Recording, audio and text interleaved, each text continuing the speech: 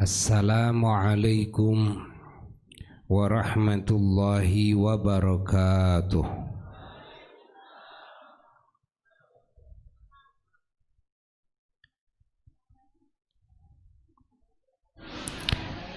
Alhamdulillahi rabbil alamin.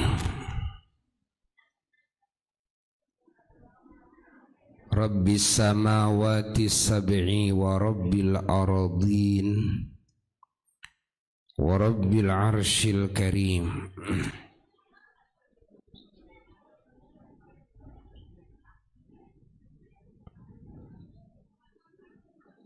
Alladzi hadana li hadza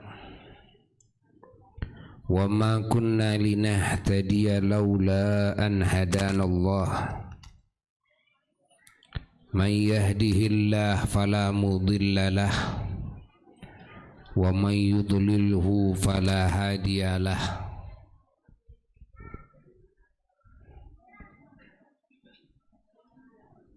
Walladzi an'ama 'alaina bi anwa'in ni'am wa manna 'alaina bi anwa'il minan allati la tuhsa wa la tustaqsa. Wa ashhadu an la ilaha illallah wahdahu la syarika lah wa ashhadu anna sayyidana wa nabiyyana Muhammadan abduhu wa rasuluh. Allahumma salli wa sallim wa barik ala sayyidina Muhammadin al-fatihi lima ughliq wal khatimi lima sabaq nasiril haqqi bil haqq wal hadi ila siratikal mustaqim sallallahu alaihi wa ala alihi wa ashabihi haqqa qadrihi wa miqdarihil azim. Wala hawla wala quwwata illa billahil aliyyil azim. Amma ba'du, faya ibadallah usikum wa nafsi bitaqwallah faqad fazal muttaqun.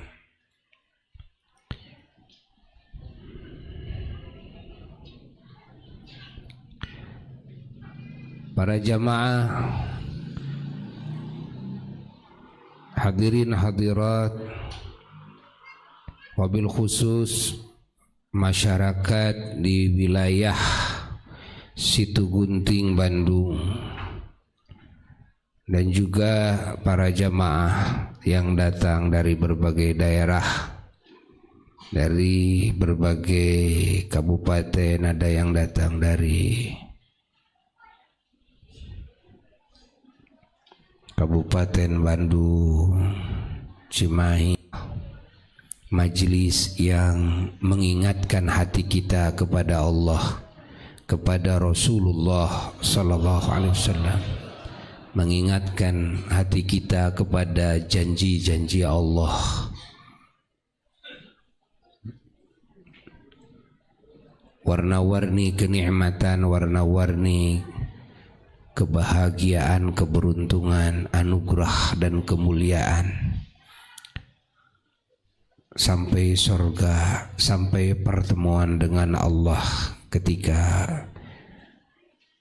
sudah ada di surganya Allah dan berkumpul dengan Rasulullah sallallahu alaihi wasallam, hidup bersama para kekasih Allah selama-lamanya, hidup bersama keluarganya masing-masing, keturunannya masing-masing, leluhurnya masing-masing, bertemu semuanya asal mereka semua beriman kepada Allah.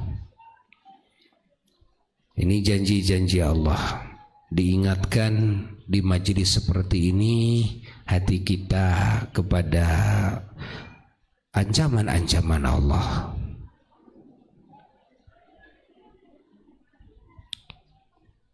Atas orang-orang yang tidak mau beriman kepada Allah, tidak mau taat kepada Allah, tidak mau bertobat, dari maksiat-maksiatnya, tidak mau bertobat dari kedolimannya, kejahatan-kejahatannya kepada sesama makhluk Allah. Di majelis seperti ini hati kita diperingatkan. Di majelis seperti ini juga hati kita semuanya dikasih wawasan-wawasan yang luas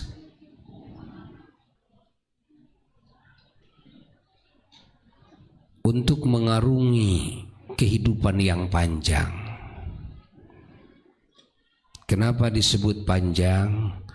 Karena kehidupan yang diyakini oleh orang-orang yang beriman tidak ada ujungnya.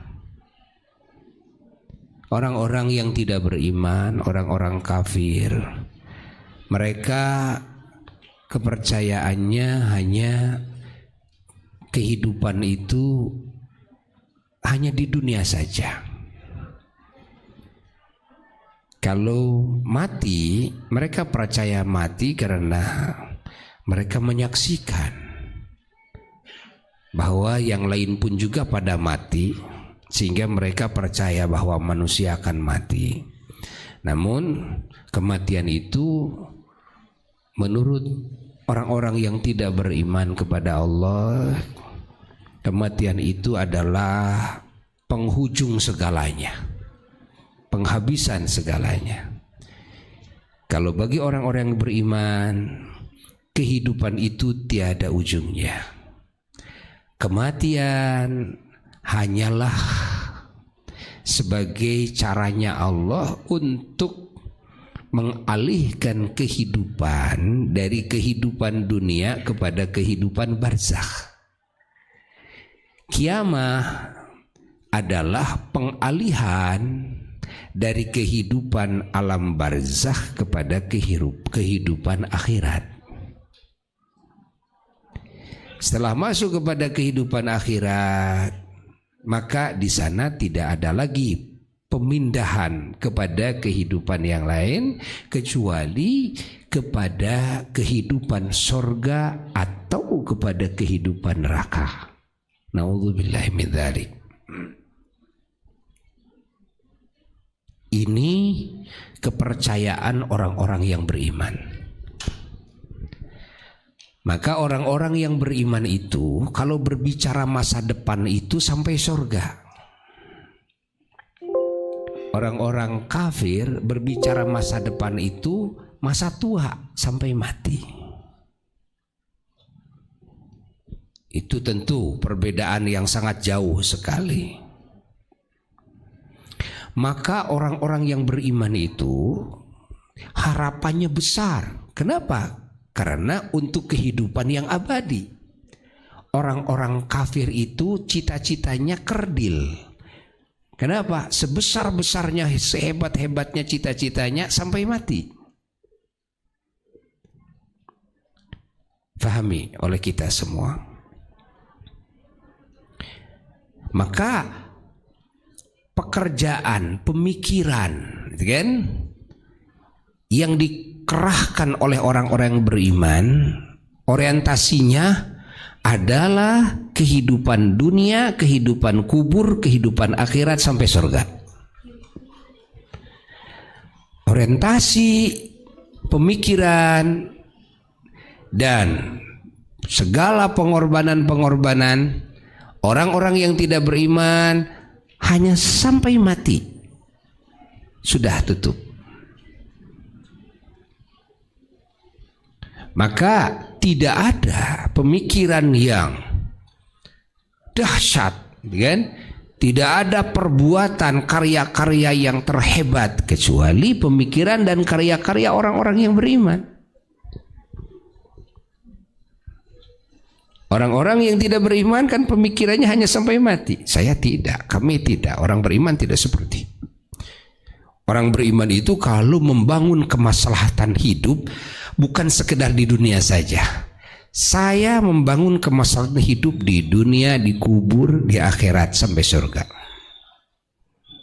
Saya membangun keselamatan, keamanan, ketentraman, kesejahteraan, kebahagiaan, dan kemuliaan, keselamatan, kesehatan, kekuatan, dan keberuntungan dunia, kubur, akhirat, surga. Itu kami orang-orang yang beriman, ya.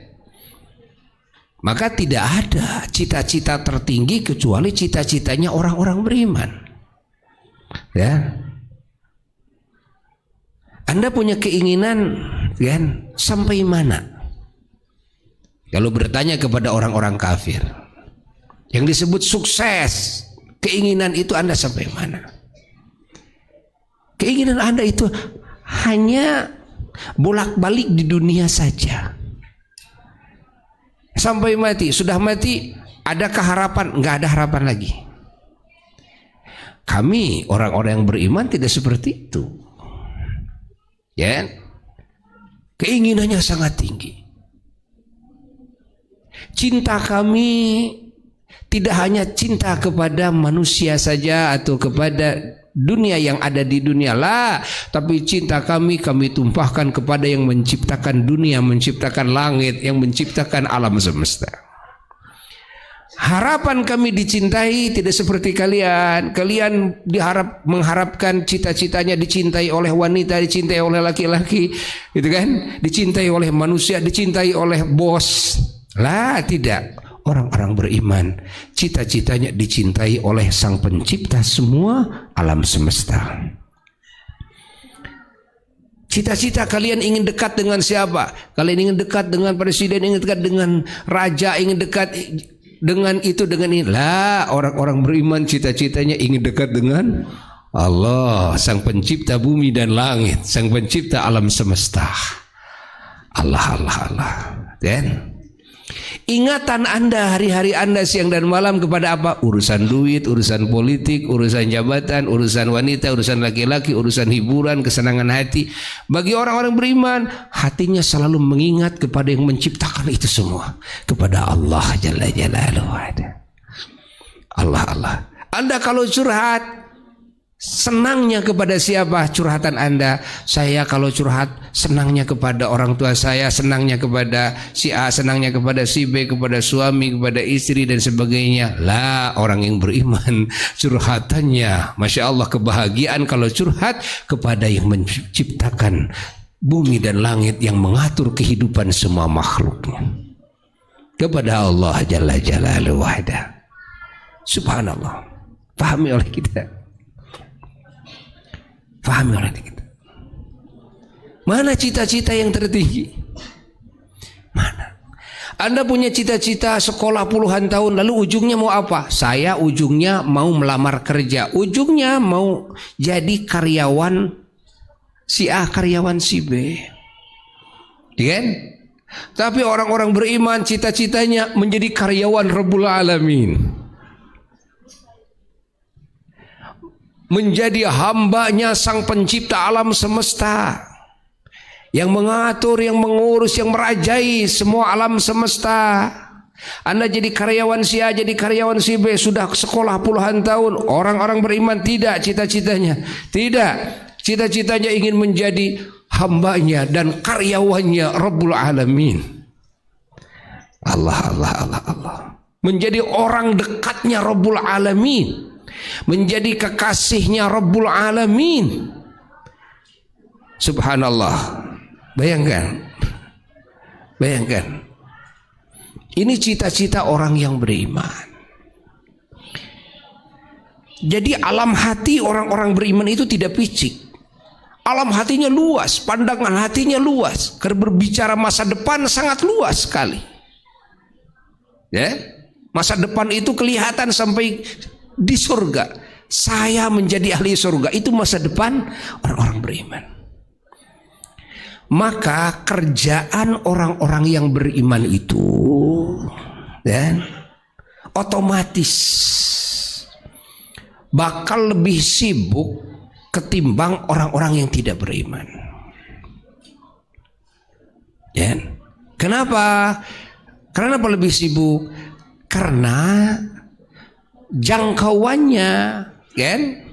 Wawasannya, cita-citanya tuh tiada ujung sampai kehidupan di surga, sampai pertemuan dengan Allah Rabbul Alamin.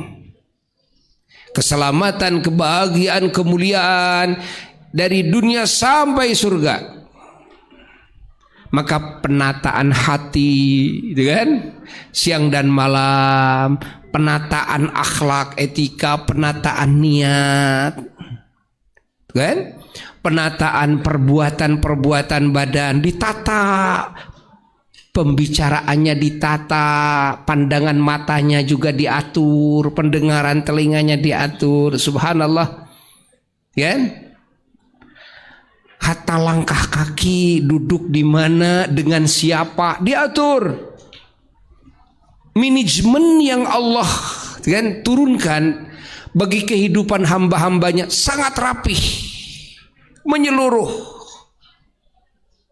Bukan mengatur pola makan saja. Kalau orang-orang yang tidak beriman, dia hanya ngatur pola makan itu, ini makanan sehat atau tidak, gitu kan? Setelah sehat enak atau tidak, kan gitu kan? Indah dipandang, gitu kan? Atau tidak? Cukup segitu, cukup segitu. Berpikir enggak? Cara menghasilkannya, usahanya, gitu kan? Akad-akadannya, gitu kan? Modalnya, gitu kan? Difikirkan tidak? Dari mana Anda modalnya? Halal atau tidak? Bagaimana cara, kan? Mengusahakannya, kan? Benar atau tidak? Akad-akadannya benar atau tidak? Subhanallah.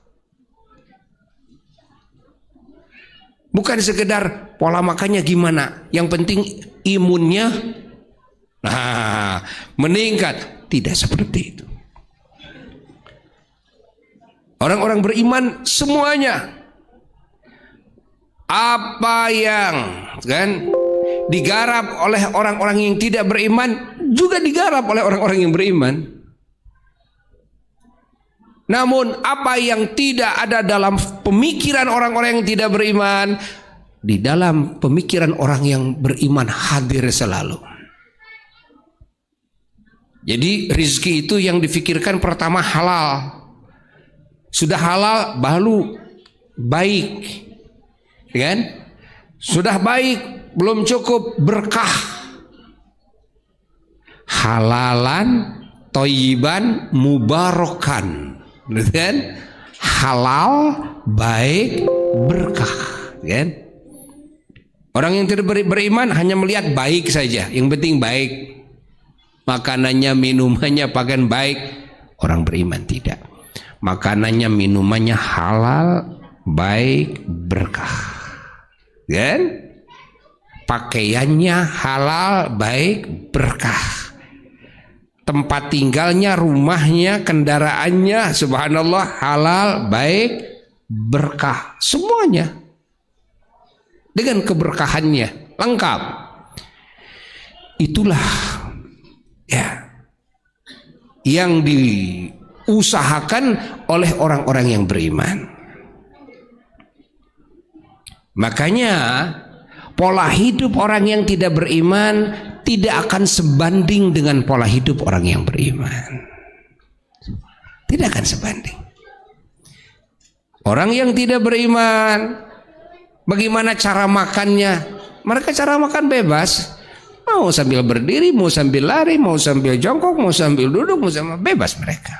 Niatnya apa? Yang penting niatnya mereka, yang penting bisa makan, ini perut bisa kenyang, badan bisa kuat, sehat.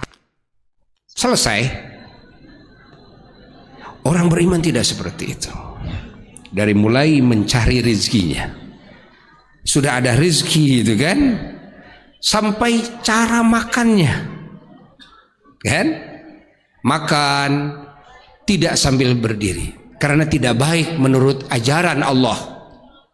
Kalau makan minum sambil berdiri, sambil duduk, kan? Kecuali minum air zam-zam. Rasulullah SAW dalam hadisnya beliau pernah melakukan minum air zam-zam itu sambil berdiri. Adapun minum kebiasaannya beliau minumnya sambil duduk. Masya Allah. Terus apa? Niatnya saja, makannya itu, niatnya itu adalah untuk ibadah, bekal ibadah. Agar badan ini sehat, badan ini kuat, kan? Kesehatan dan kekuatannya untuk ibadah kepada Allah. Subhanallah. Niatnya seperti itu. Niatnya seperti itu. Masya Allah. Cara makannya niat mengikuti aturan-aturan Allah dan Rasulnya. Anjuran-anjuran dari Allah dan Rasulnya. Dari mulai cari rizkinya, cari duitnya. Seperti itu niatnya. Subhanallah. Sehingga menjadi pahala. Membuahkan ridhonya Allah, cintanya Allah. Menjadi derajat yang tinggi di sisi Allah. Menjadi kenikmatan di alam kuburnya, menjadi kenikmatan di akhiratnya, menjadi kenikmatan di surganya. Hanya dengan pola makan, hanya dengan pola minum. Begitu makan, minum sambil mentafakuri kebaikan Allah, kan? Mentafakuri kasih sayangnya Allah, nikmat yang Allah suguhkan kepada dirinya, ya? Mensyukuri kebaikan Allah. Ketika makan, minum, memuji Allah, bersyukur kepada Allah. Alhamdulillah, alhamdulillah, alhamdulillah. Okay?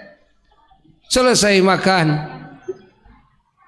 bersyukur kepada Allah Jalla Jalaluhu wahdah. Subhanallah. Ini pola makan orang yang beriman. Makanya menghasilkan pahala, menghasilkan ridha Allah. Minumnya juga begitu, berpakaian begitu, cari duitnya begitu, berumah tangganya begitu. Masya Allah. Jadi pemimpin rakyat juga begitu, kan? Dalam pergaulan dengan sesama begitu. Semua menghasilkan ganjaran. Karena niat-niatnya dalam hatinya semuanya karena Allah Jalla Jalaluhu wahdah. Hidupnya mendapatkan bimbingan Allah, sehingga hidupnya mengikuti manajemen yang Allah buat untuk hamba-hambanya dalam kehidupannya di dunia. Dari mulai bangun tidur sampai tidur lagi mengikuti manajemen siapa? Manajemen Allah. Tidak capek-capek bikin manajemen sendiri. Orang-orang yang tidak beriman kalau mau hidup teratur, dia bikin manajemen sendiri, capek bikinnya. Orang-orang yang tidak beriman tidak seperti itu, tidak capek karena tidak buat manajemen. Cukup Allah lah yang buat manajemen. Tidak akan ada siapapun yang bisa membandingi manajemen Allah. Kan? Subhanallah. Siapa coba yang bisa bikin manajemen kehidupan yang sempurna seperti manajemennya Allah? Tidak ada. Bahwa Islam adalah manajemen yang sempurna, mengatur kehidupan manusia dari bangun tidur sampai tidur lagi, diatur. Masya Allah. Hatinya diatur, cara berfikirnya diatur, niatnya diatur, etikanya diatur. Hubungan dengan Allah harus bagaimana, hubungan dengan sesama makhluk bagaimana. Perbuatannya diatur, apa yang harus diperbuat, apa yang tidak boleh diperbuat, apa yang baik dikatakan, apa yang tidak baik dikatakan, itu kan? Apa yang bagus didengar, apa yang tidak bagus didengar, apa yang bagus dilihat, apa yang tidak bagus dilihat.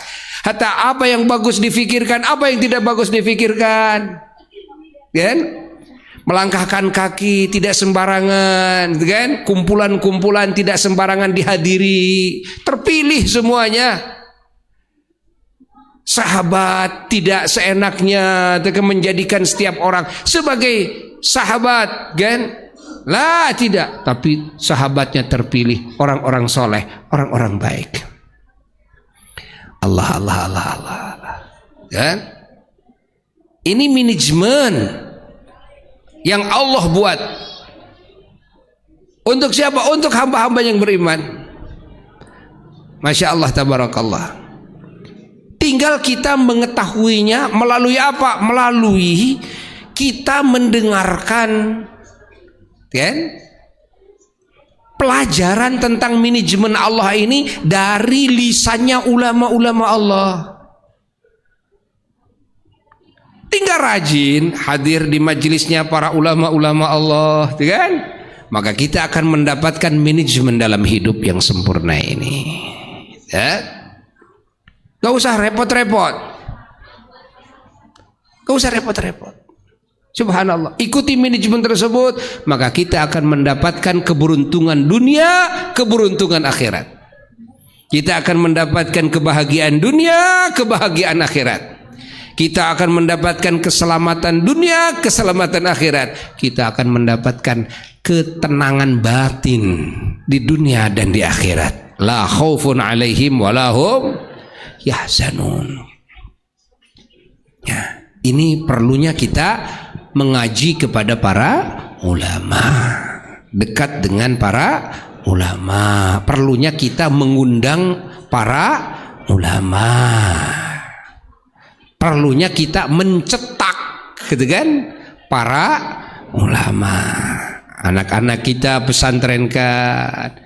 Untuk apa memesantrenkan anak-anak kita? Bukan sekedar untuk dia pribadi selamat, bahagia, mulia di dunia di akhirat lah, tapi nanti ketika mereka kembali, gitu kan, nah, terjun di masyarakatnya, maka mereka bisa mencetak, gitu kan, masyarakat-masyarakat yang madani, masyarakat-masyarakat yang punya harapan bahagia, selamat, mulia dari dunia sampai surga.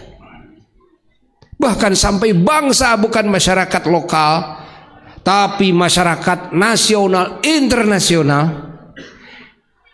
Ingat, karena tugas dari Allah Jalla Jalaluhu wahdah kepada para utusannya, tugas dari Allah Jalla Jalaluhu wahdah dan Rasulnya kepada para ulama-ulamanya, membagi-bagikan rahmat Allah, kasih sayang Allah, yakni hidayah dari Allah, supaya selamat, bahagia, mulia dari dunia sampai akhirat itu jangkauannya bukan lokal, tapi jangkauannya internasional, jangkauannya interalam. Ya kan? Kalau orang bilang internasional itu urusannya dengan apa? Hubungannya bisnis internasional, ya kan? Hubungannya ilmu umum, sekolah umpamanya, hubungannya politik umpamanya internasional, hubungannya olahraga umpamanya hiburan, kesenian, gitu kan, budaya internasional. Tapi Masya Allah, hidayah, rahmat dari Allah Jalla Jalaluhu wahdah, hubungannya sampai interalam. Orang-orang yang beriman yang sudah ada di alam barzakh, yang mereka matinya membawa dosa, kan? Yang mana dengan dosanya tersebut ada kemungkinan mereka mendapatkan siksa di alam barzakhnya. Ini masih bisa diselamatkan oleh saudara-saudaranya yang beriman yang ada di dunia, yang masih hidup di dunia. Dengan cara apa? Dengan cara meminta kepada Allah agar ahli kubur ini diampuni dosanya, agar ahli kubur ini dirahmati oleh Allah, disayang oleh Allah, agar ahli kubur ini diselamatkan oleh Allah. Angkat kedua tangan, minta kepada Rabbul Alamin, sang pemilik kehidupan dunia dan kehidupan alam kubur. Allahumma gfir lahu warhamhu wa'afihi wa'fu anhu. Ya Allah, ampuni semua dosa-dosa dia.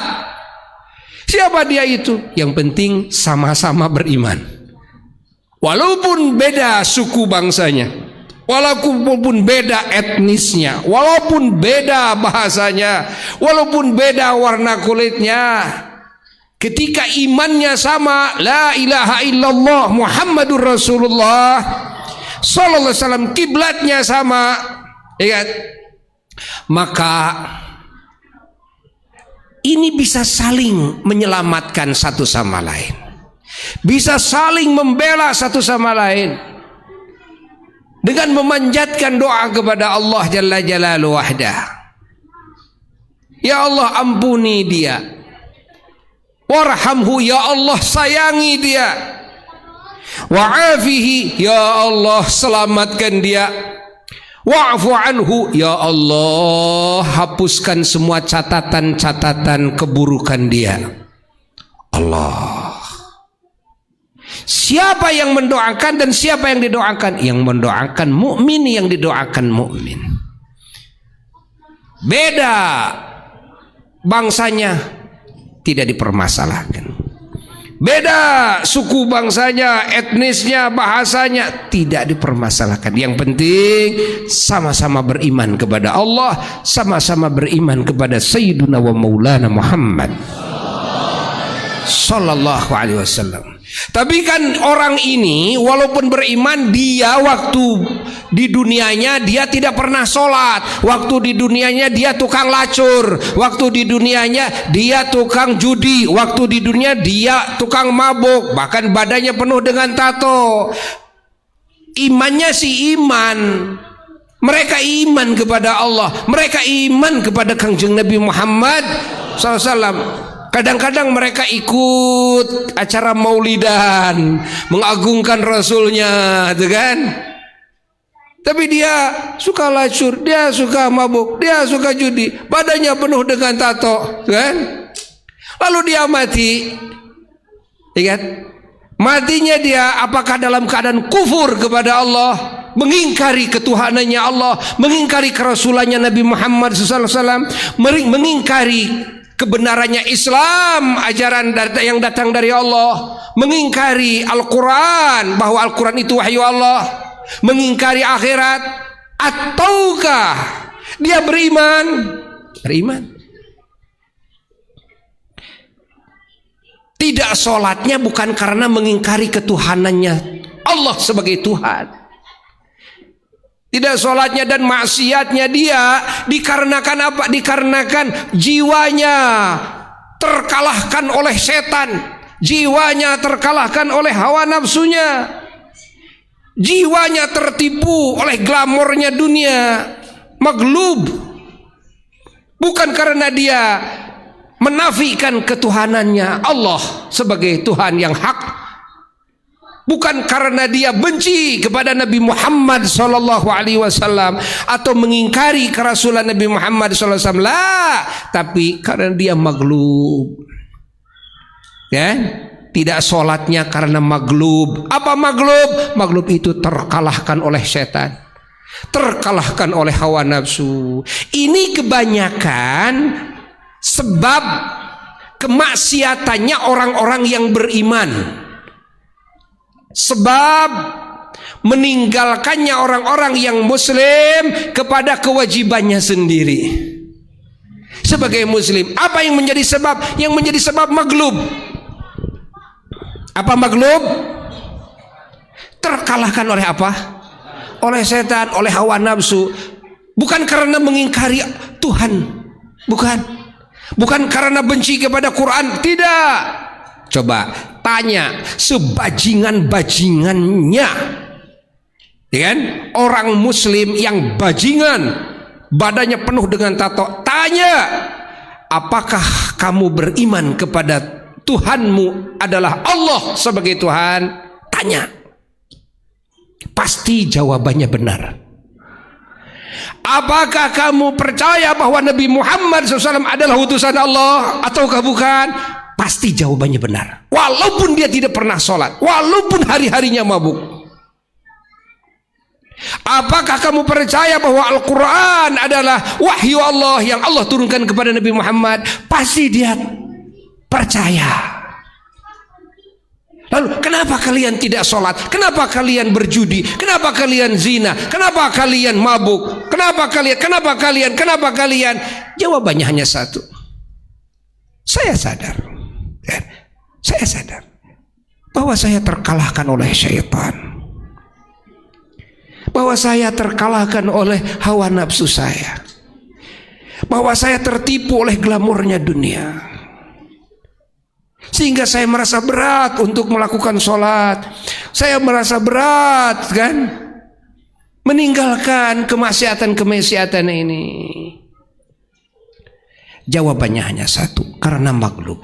Orang yang matinya membawa iman, walaupun dia meninggalkan kewajiban-kewajiban dari Allah di waktu hidupnya, walaupun dia melanggar larangan-larangan Allah Jalla Jalaluhu wahdah, alasannya maghlub, maka ini tidak dihukumi sebagai orang kafir, tapi dia tetap dihukumi sebagai orang muslim, namun muslimun asin, muslim yang berdosa.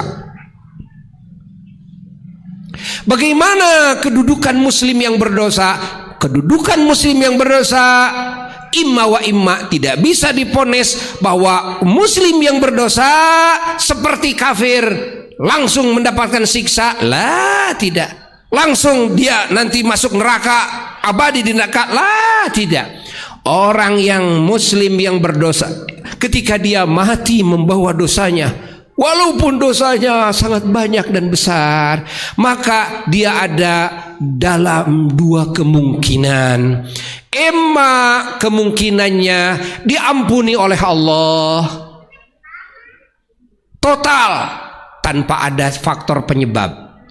Dengan kasih sayangnya Allah, Allah mengampuni semua dosa-dosanya. Kan? Pengampunan, penyiksaan hak prerogatif siapa? Allah. Kan?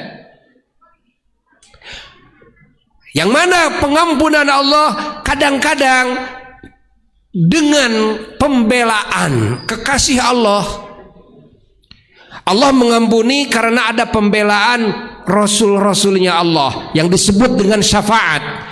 Karena ada pembelaan para nabi-nabi Allah, karena ada pembelaan para wali-wali Allah, para ulama Allah, karena ada pembelaan para syuhada-syuhadanya Allah, karena ada pembelaan hamba-hamba Allah yang saleh, saudara-saudara yang beriman.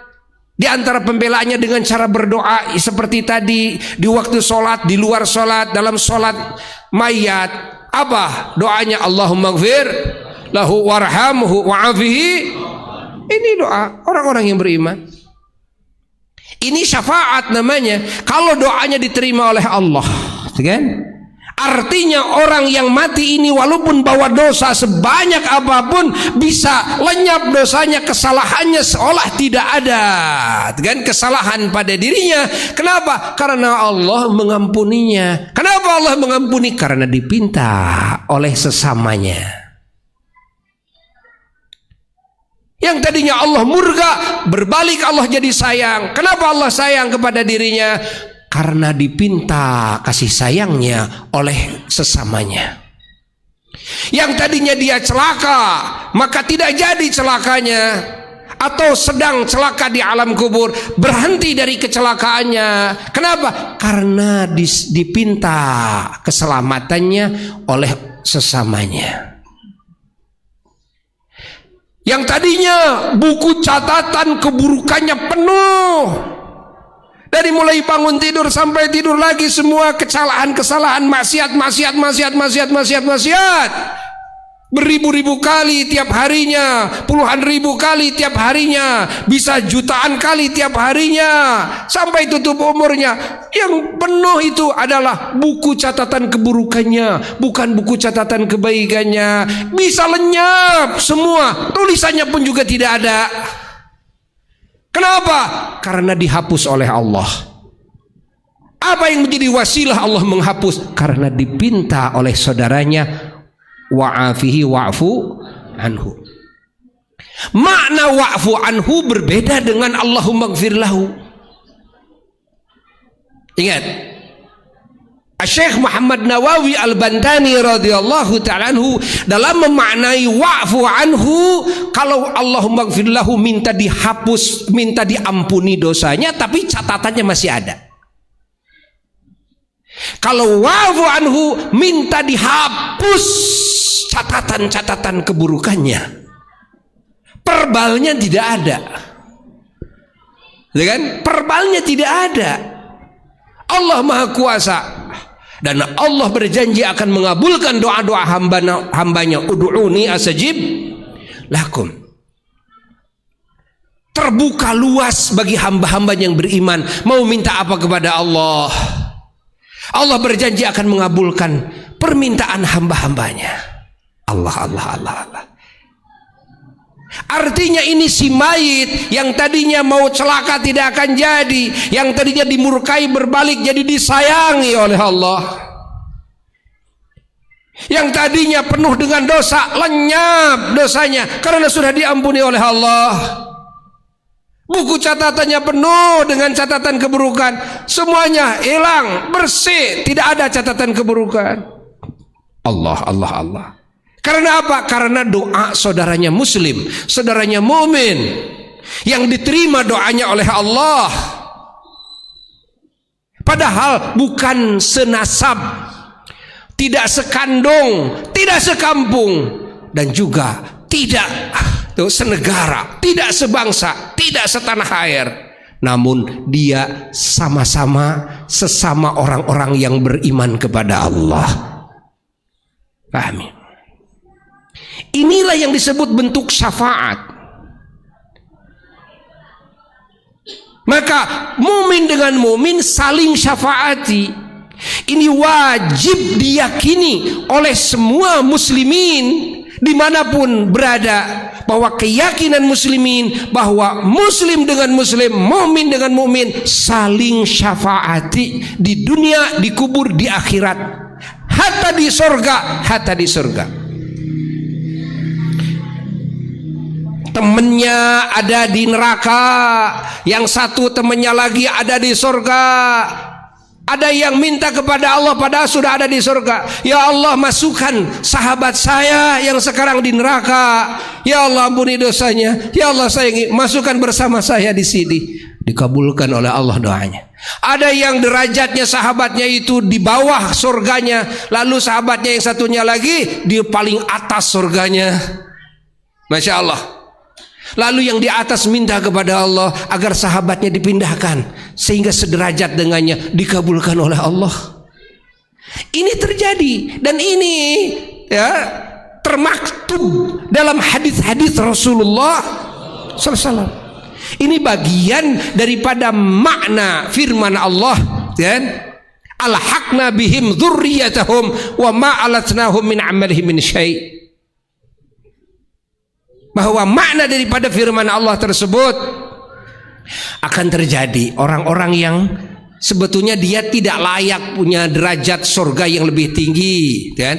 Namun ternyata dia oleh Allah dimasukkan ke surga yang lebih tinggi gara-gara apa, kan? Ini namanya syafaat.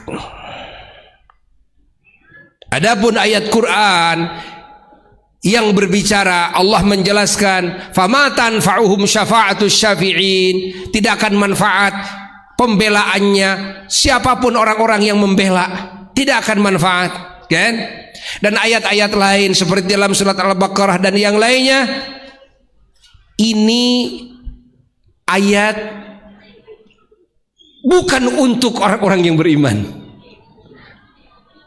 antara mukmin dan mukmin, bukan. Tapi ini untuk orang-orang kafir, dan ini untuk orang yang beriman ketika mau membela orang kafir tidak bisa. Fama tanfa'uhum syafa'atus syafi'in.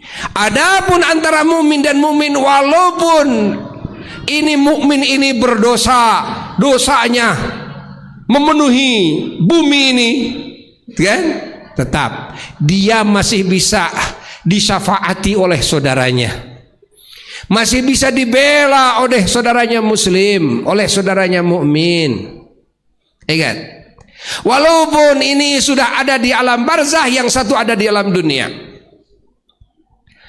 atau dua-duanya ada di alam barzah, atau yang di dunia dengan doanya ahli barzah.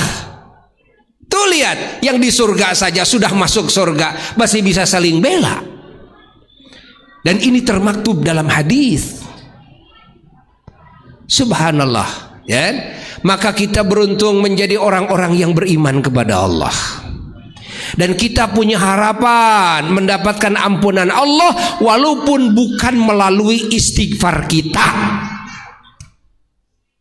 Boleh jadi kita diampuni oleh Allah, disayang oleh Allah, diselamatkan oleh Allah, dihapus buku catatan catatan keburukan kita dalam buku catatan keburukan kita oleh Allah, bukan karena doa kita, bukan karena kesalahan kita, tapi karena doanya saudara kita muslim,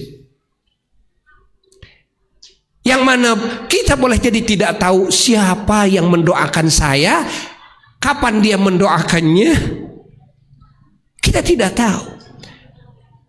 Maka kita kan harus selalu berbuat kebaikan kepada sesama muslim, karena kita mendapatkan kebaikan dari Allah itu tidak semata-mata hasil jerih payah kita, doa kita, kesolehan kita semata. Lah, boleh jadi kesolehan kita tidak diterima oleh Allah.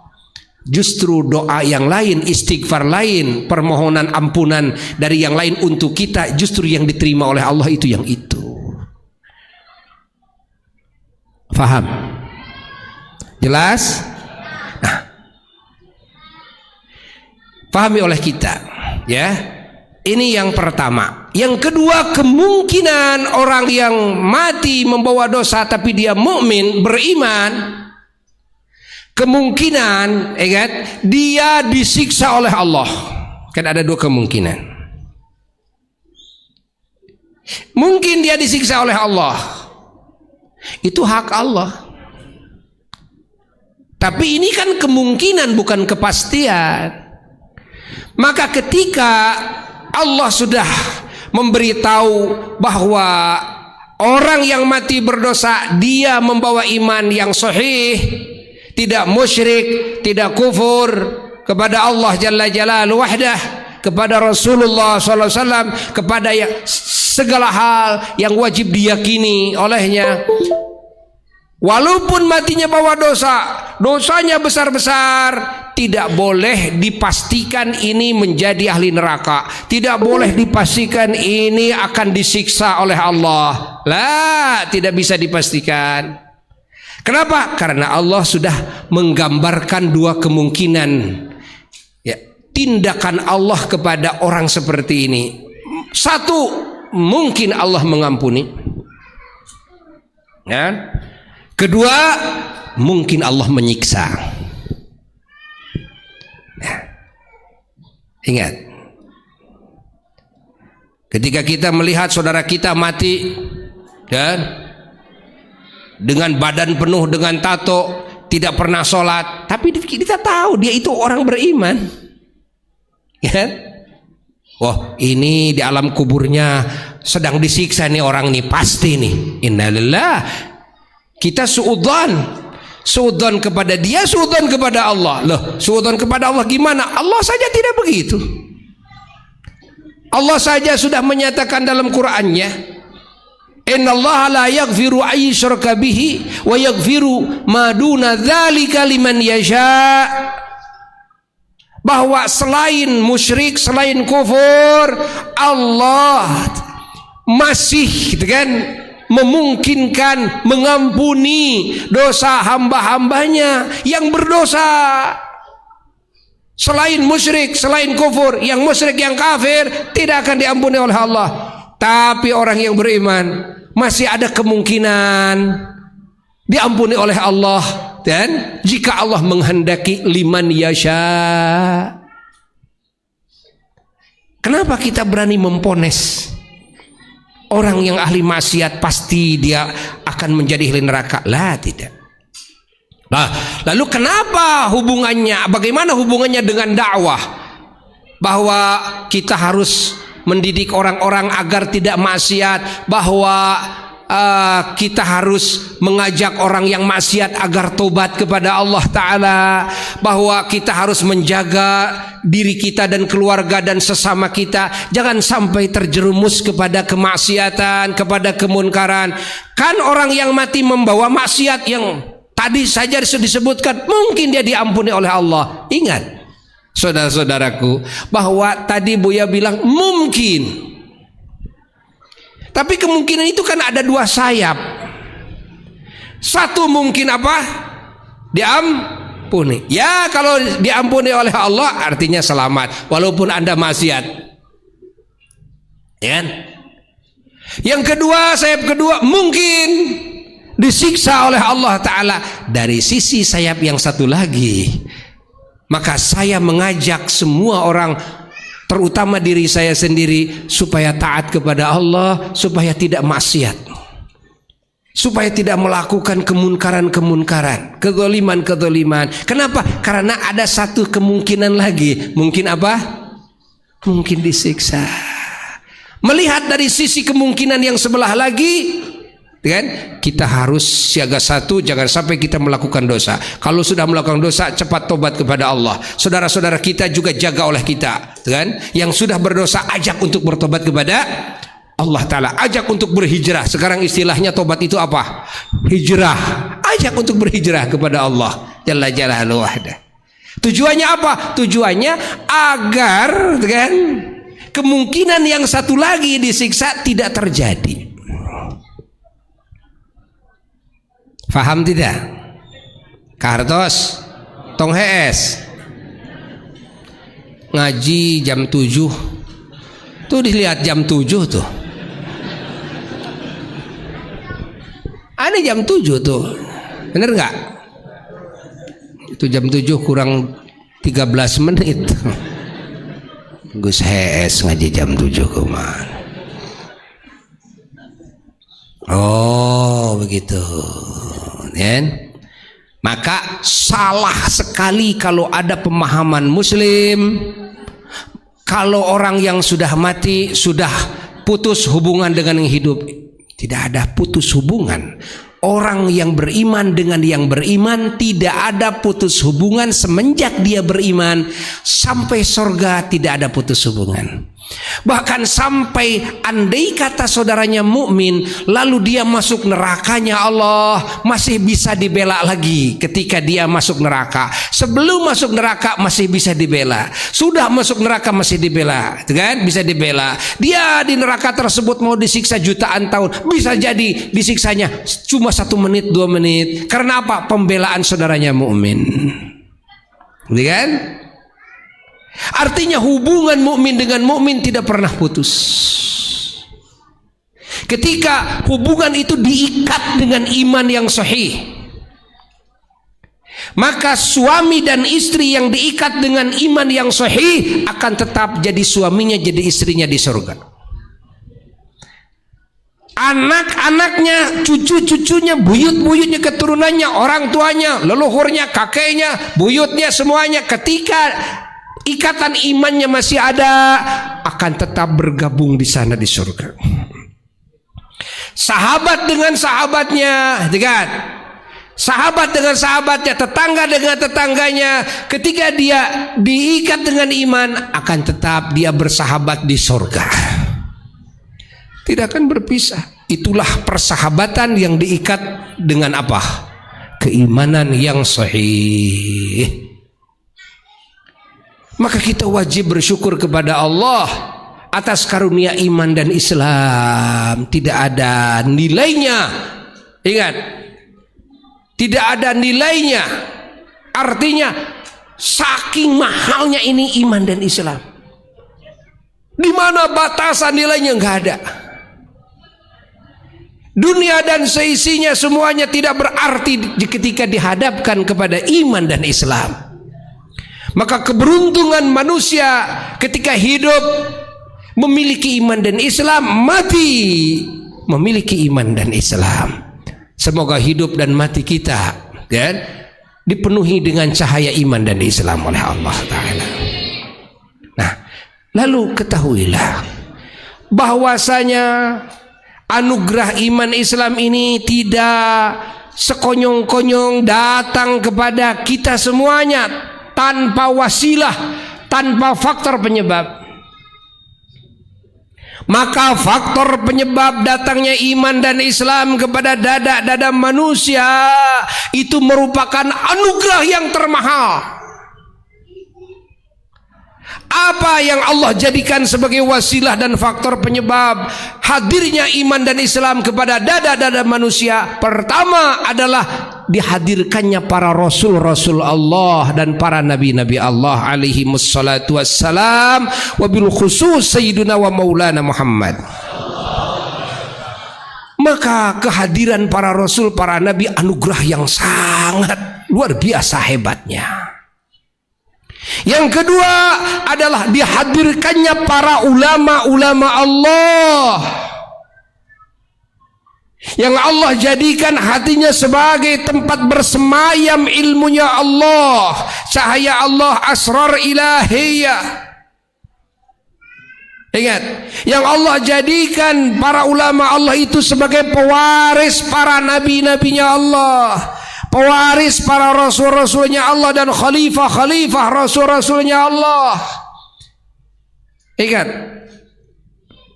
sebagai naib-naib para rasulnya Allah alaihissalatu wassalam, yang menyebarluaskan apa-apa yang disebarluaskan oleh para rasul alaihissalatu wassalam, menyampaikan apa-apa yang disampaikan oleh para rasul alaihissalatu wassalam, mengajarkan apa-apa yang diajarkan oleh para rasul alaihissalatu wassalam, sehingga manusia dan bangsa jin memiliki anugerah iman dan Islam wasilah kerja kerasnya para ulama-ulama Allah, kesananya para nabi dan para rasul-rasulnya Allah, yang mana imamnya adalah Sayyiduna wa Maulana Muhammad sallallahu alaihi wasallam. Maka kehadiran ulama adalah anugerah terbesar bagi kehidupan manusia, bagi kehidupan bangsa jin, baik di dunianya maupun di alam kuburnya maupun di akhiratnya, sadar atau tidak sadar, percaya atau tidak percaya. Ingat, iman atau mengingkarinya, tetap tidak akan mungkin manusia mendapatkan iman dan Islam tanpa wasilah ulama, tanpa wasilah para nabi dan para rasul alaihi wassalatu wassalam. Maka kita wajib bersyukur ketika ada ulama di daerah kita. Wajib diperjuangkan oleh kita bahwa di antara anak-anak kita dipesantrenkan agar menjadi ulama di daerah kita. Wajib bersyukur ketika kita bisa menghadirkan ulama ke daerah kita. Dan kita ingat harus sedih ketika ulama meninggal dunia. Harus sedih ketika ulama berpindah dari daerah kita. Kenapa? Ini wasilah yang Allah hadirkan, dijauhkan dari kita. Wasilah anugerah iman Islam ini oleh Allah dicabut. Karena tidak ada lagi wasilah setelah para nabi dan para rasul. Ingat, wasilah keimanan, keislaman, yakni keselamatan, kebahagiaan, kemuliaan yang abadi dari dunia sampai surga bagi manusia dan bangsa jin, kecuali hadirnya siapa? Para ulama-ulama Allah. Ketika ulama Allah dicabut, artinya diputus kebaikan dari Allah Jalla Jalaluhu wa'adah bagi masyarakat tersebut. Na'udzubillahi min dzalik. Nah, dengan hal ini, dalam acara memperingati dan ihsan kepada guru kita di sini, yaitu panggersanya Al Ustadz Kiai Zainuddin, ini yang mengajarkan di daerah ini. Beliau salah satu murid apa dulu, ya, murid ayahanda dulu ketika Buya lagi bujangan dulu. Sekarang juga masih bujangan.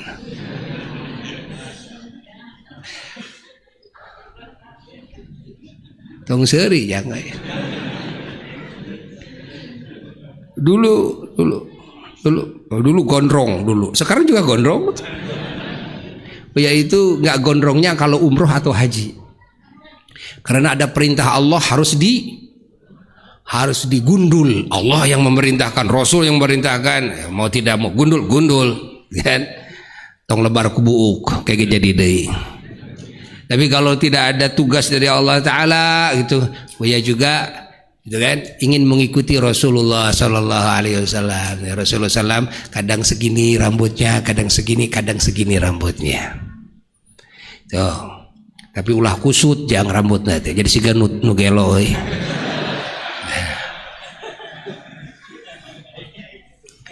Allah, ya. Allah ya. Alhamdulillah bahwa guru kita memiliki sanad keilmuan dari seorang ulama besar, ya, ayahanda Mama Ki Haji Ahmad Thaha radhiyallahu taala. Alhamdulillah, bersyukur alhamdulillah. Maka Buya barusan kepada istri almarhum agar satu orang anak dari almarhum dan satu anak juga istri yang perempuan dari almarhum agar diberangkatkan ke Simpang, ya. Kita doakan secepatnya bisa mondok di Simpang, ya. Mudah-mudahan menjadi ulama Allah, penerus ayahnya, penerus kakeknya, leluhurnya di sini. Kita doakan, ya. Nah, ingat bahwa kehilangan beliau adalah ini, ada yang putus ini dari Allah, ya. Jangan merasa tenang, jangan merasa senang kita ketika ada seorang ulama yang meninggal di daerah kita. Tapi cepat-cepat kita mencari gantinya. Cepat-cepat kita harus bisa menghadirkan ulama di daerah kita. Cepat-cepat kita harus memesantrenkan anak kita. Ingat, karena tidak ada gantinya ketika ulama Allah ini diwafatkan oleh Allah kecuali dengan ulama lagi. Dengan ulama lagi. Kalau bukan dengan ulama, diganti dengan pejabat, hatta diganti dengan presiden sekalipun tidak akan tergantikan kedudukan ulama. Karena ulama itu penyelamat dunia dan akhirat. Ulama itu pembahagia manusia dan bangsa jin di dunia dan akhirat. Ulama itu pengangkat harkat martabat manusia di dunia dan di akhirat. Ulama itu pembangun kemaslahatan hidup manusia dan bangsa jin di dunia dan di akhirat. Itu ulama. Fahami oleh kita semua.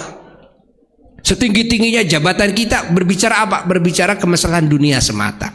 Bagaimana ekonomi masyarakat, bagaimana kesehatan masyarakat, bagaimana keamanan, bagaimana kedamaian, keharmonisan, gitu kan?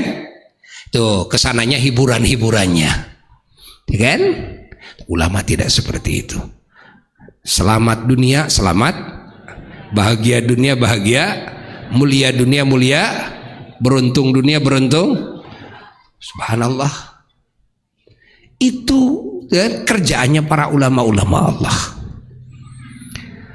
Allah. Maka dengan 100 harinya ya dari wafatnya almarhum, kita semuanya sebagai murid-muridnya dan jamaahnya dan masyarakat umat Islam semuanya supaya faham semuanya. Bahwa ulama itu sangat mahal. Anugerah yang termahal bagi umat itu adalah ulama di masanya. Allah.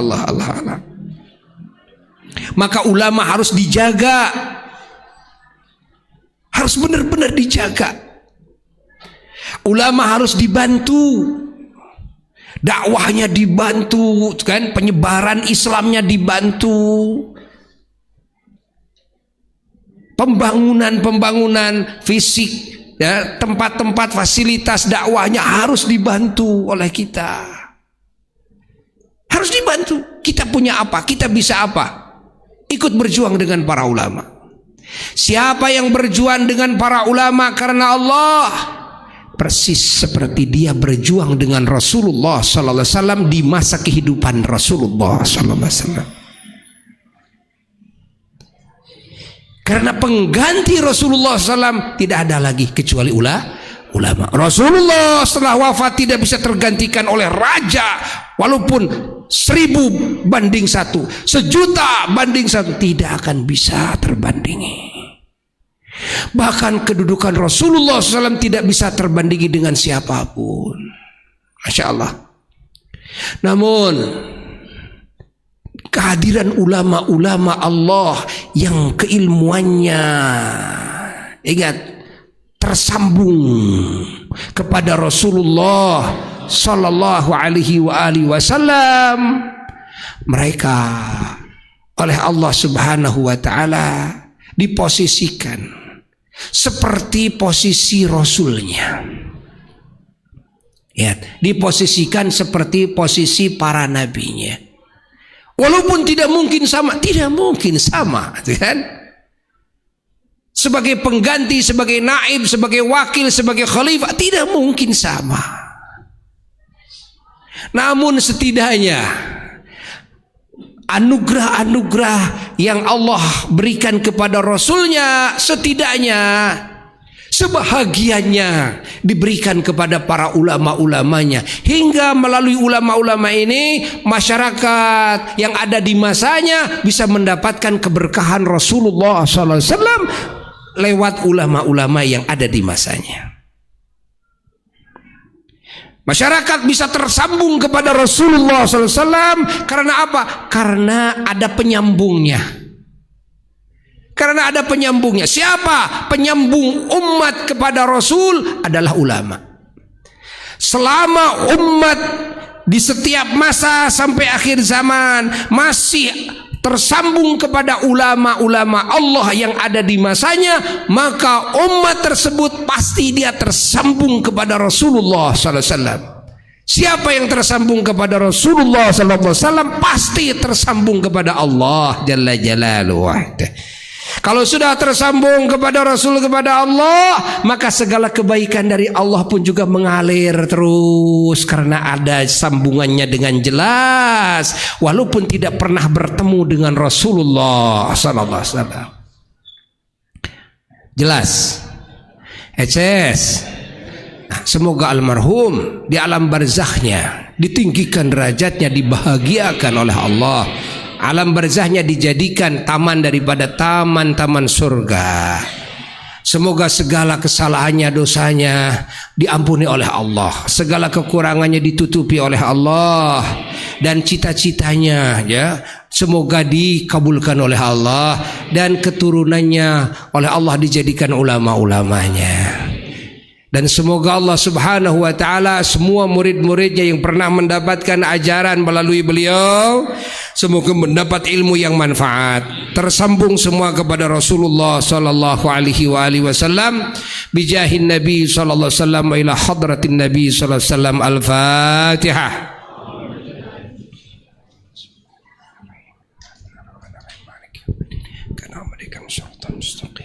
Shiratal ladzina an'amta 'alaihim ghairil maghdubi 'alaihim waladdallin. Rabbi ighfirli.